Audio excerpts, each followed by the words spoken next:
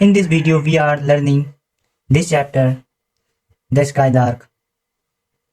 तो आज की इस वीडियो में हम लोग इस चैप्टर को, इस कविता को पढ़ेंगे और समझने के साथ साथ चलेंगे और हम लोग वर्ड मीनिंग को भी ध्यान में रखेंगे। तो चलिए शुरू करते हैं। The skylark. What is mean skylark? Skylark एक प्रकार का गाने वाली पक्षी है। बिफोर यू रीड, इस कविता को पढ़ने से पहले हमें इसको पढ़ने के लिए कह रहा है। Have you been to a corn field? क्या तुमने कभी मकई के खेत गए हो? इन विच सीजन, किस सीजन में डू वी ग्रो कॉर्न? किस सीजन में मकई का खेती किया जाता है? इन इंडिया, भारत में। The poem gives a picture of the country side. ये जो कविता है, पोएम है, यह ग्रामीण के किनारे का पिक्चर प्रस्तुत करता है, यानी यह ग्रामीण साइड के चित्र को प्रस्तुत करता है। द पोएट्रीज, जो कवित्री है, इज इन अ कॉर्नफील्ड, वो कॉर्नफील्ड यानी मकई की खेती में है। इसलिए है and here's a skylark singing above. जो कवित्री है वो मकई की खेती में है और वो सुन रही है कि ऊपर आसमान में एक स्काईलार्क यानी एक गाने वाली पक्षी गाना गा रही है। सी स्टॉप फॉर अ वाइल, वो रुकती है, फॉर अ वाइल, कुछ देर के लिए। किस लिए? To enjoy the beauty of the sense, वो उस नज़ारे को, उस सेंस को, उस खूबसूरत से नज़ारे को आनंद लेने के लिए वो कुछ देर के लिए रुकती है। रीड द पोएम, पढ़िए इस कविता को। टू फाइंड, और पता लगाइए, हाउ द पोएट्रीज, की जो कवित्री है, describe the beauty of nature, वो खूबसूरत से प्रकृति का जो खूबसूरत सा जो नज़ारा है वो किस प्रकार से विश्लेषण करती है, वर्णन करती है। अब हम लोग कविता को पढ़ते हैं। द अर्थ वॉज ग्रीन, जो पृथ्वी है वो थी हरी, green. The skylark was blue, the sky was blue, जो आसमान है वो नीला है। आई सो, मैंने देखा, एंड हेयर, और सुना, वन सनी मॉर्निंग, एक भोर भले सुबह, जो सुबह का दिन था वो भी खिला हुआ। आई स्काईलार्क, एक गाने वाली पक्षी, हैंग बिटवीन द टू, वो दोनों के बीच लटकी हुई थी। अब इसमें हैंग बिटवीन द टू, इसका मतलब क्या होता है? इसका मतलब ये होता है कि ये जो स्काईलार्क है वो लटकी हुई है, यानी उड़ रही है। किसके बीच? आसमान और जमीन के बीच। A singing speech above the corn, वो गाते हुए मकई के ऊपर एक धब्बा लगाकर। अ स्टेज ब्लो, नीचे मंच में। इन अ गे कोड, खुशी का मंजर, यानी जो नीचे जो कॉर्नफील्ड है वहाँ पर चारों तरफ खुशी का मंजर और जो स्टेज है उसी के बारे में ये बताया जा रहा है।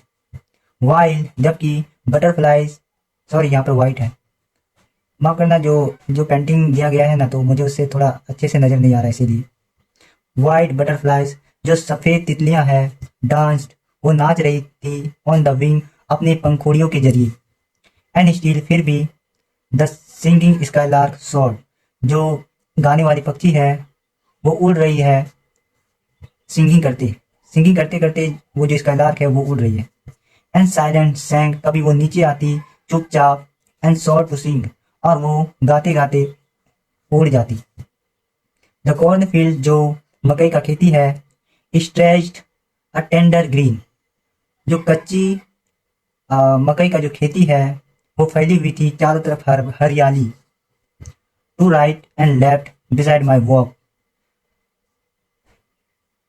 जब मैं चलती हूँ दोनों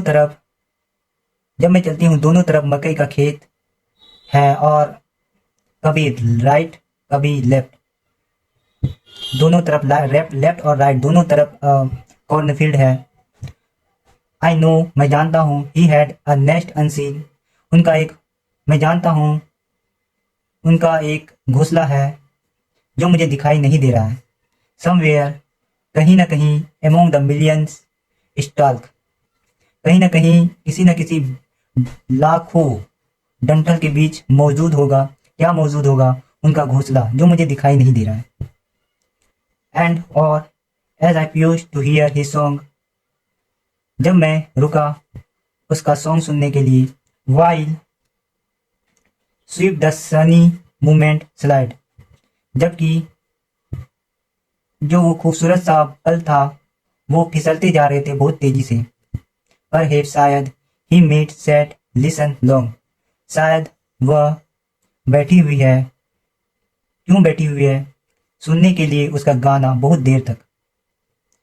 and listen longer than I did, and listen, और मैंने सुना। ये भी हो सकता है जो घोंसले में जो फीमेल पक्षी है वो काफ़ी देर से सुन रही होगी, मुझसे भी पहले। कौन कह रहा है? ये कवित्री कह रही है। अब हम इसको भी जान लेते हैं। क्रिस्टियाना जियोर्जीना रोस्ट्री, उनकी जो पैदाइश हुई 1830 और उनका जो देहांत हुआ 1894, वॉज एन इंग्लिश पोएट्रीज, वो एक कवित्री है अंग्रेजी की। हु स्टार्टेड राइटिंग, जिन्होंने लिखना शुरू किया एट द यंग एज, उन्होंने 12 साल की उम्र में उन्होंने लिखना शुरू किया कविता। He has written beautiful poem, उन्होंने लिखा है काफ़ी खूबसूरत सा पोएम, कविता, ऑन नेचर लाइफ, जिंदगी और प्राकृतिक के बारे में, जिंदगी और प्राकृतिक पर। You may ask your teacher, आप अपने टीचर से पूछिए, to read out some more of her poem, कि उनका जो और पोएम है उनको पढ़ने के लिए। जैसे कि who has seen the wind और अप हिल, यानी ये जो 12 साल की कवित्री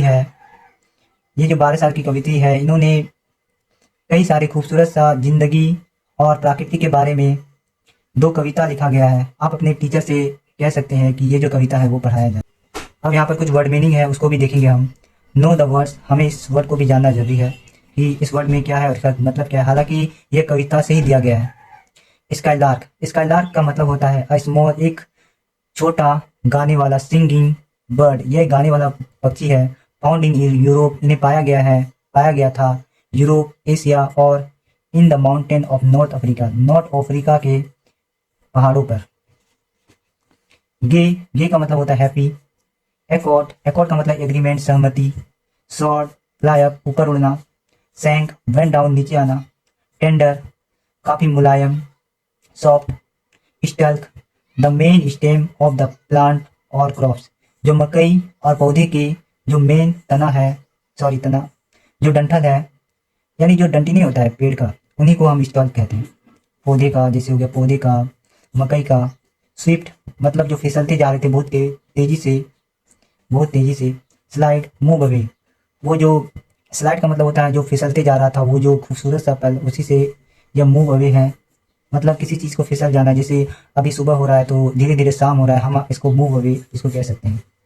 तो आज के लिए इतना ही, अब मिलते हैं अगले वीडियो पे, तब तक के लिए थैंक यू सो मच। अगर आपने इस वीडियो को देखा है और अगर आपको इसमें जो कोई भी सीख मिली है, अगर आपको ज़रा सा भी कुछ भी सीख मिली है तो आप कमेंट सेक्शन में बता सकते हैं।